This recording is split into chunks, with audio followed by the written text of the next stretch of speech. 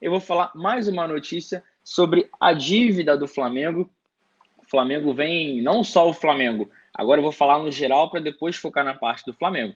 O futebol está passando por um momento de muitas mudanças. Todos os clubes do mundo, não tem um que não está passando por um momento de dificuldade, assim, eles estão tentando reajustar algumas coisas, e o Flamengo, por não ter, teve uma queda no sócio-torcedor, não está tendo bilheteria nos jogos do Maracanã, não está podendo fazer algumas ações por conta da pandemia do novo coronavírus, e com isso a dívida acabou aumentando, Natália, aumentou 163 milhões. A gente lembra que o Flamengo perdeu alguns patrocinadores, teve uma dificuldade na situação com a Adidas no começo do ano, a Adidas atrasou o pagamento, precisou fazer alguns empréstimos para pagar o Flamengo, mas isso também a gente vem acompanhando. E quem falou sobre o assunto, eu peço até licença para o pessoal que eu vou ler um pouco aqui, foi o Valinho, o ex-vice de finanças do Flamengo, falando que não é desesperador isso, falando que é normal, a situação continua sob controle, segundo o balancete de junho de 2020, ou seja, o último que foi divulgado.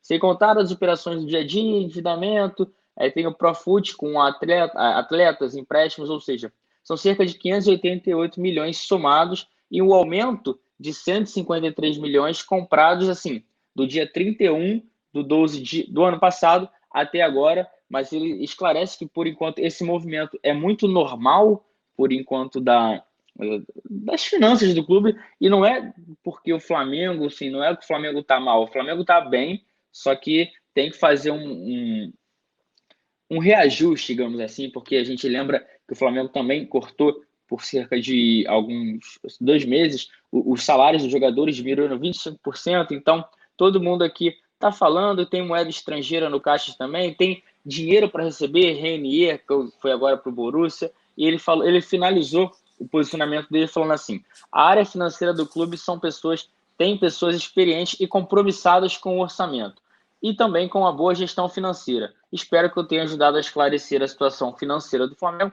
Isso ele explicando que a dívida aumentou de 31 para cá, mas o Flamengo tem dinheiro para receber, tem como fazer algum reajuste, mas óbvio que a falta da torcida, de bilheteria, de ações com sócios torcedores, lembrando que o Flamengo tinha vendido muitos pacotes para o ano do Maracanã, então o baque foi muito forte. O Flamengo tem que fazer um reajuste, mas apesar da dívida ter aumentado em pouco mais de 160 milhões, não é o fim do mundo, o Flamengo continua bem financeiramente, e isso, lembrando que o Flamengo, no crescimento de dívidas, só perdeu para Corinthians e Cruzeiro, mas diferente dos outros dois clubes, o Flamengo está sempre melhorando, evoluindo na sua situação financeira, só que essa questão da pandemia pegou todo mundo de surpresa, né, Natália?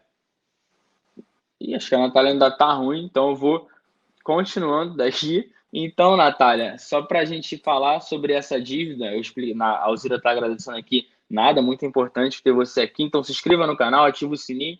E, Natália, apesar disso, assim, não tem o que fazer por conta da pandemia, muita renda que a gente não deixa de ganhar, né? Por conta de bilheteria, de venda de ingressos, assim, sócios torcedores, ações, até venda de camisa, porque não está tendo tanto movimento nas lojas da Gávea. Como você vê isso, mas também não é o fim do mundo, né? Não, eu acho absolutamente normal por conta de tudo isso que a gente está vivendo. A gente também tem que levar em consideração todo esse fator Maracanã que a gente também já trouxe aqui, já discutiu aqui.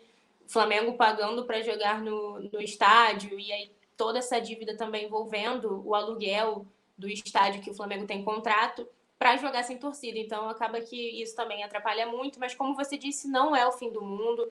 A gente tem alguns anos já que o Flamengo vem se reestruturando financeiramente, justamente para, num momento como esse, poder ficar numa situação menos complicada, né? Um pouquinho mais confortável. A gente sabe que tem clubes em situação muito pior do que o Flamengo, não tem nem como a gente comparar, o Flamengo ainda está muito bem. A gente tem uma diretoria super preocupada com tudo isso, que se preocupa em ter um retorno financeiro, uma exposição com a marca. A gente viu que durante a pandemia o Flamengo buscou alternativas para se manter perto do torcedor, para poder gerar o seu engajamento.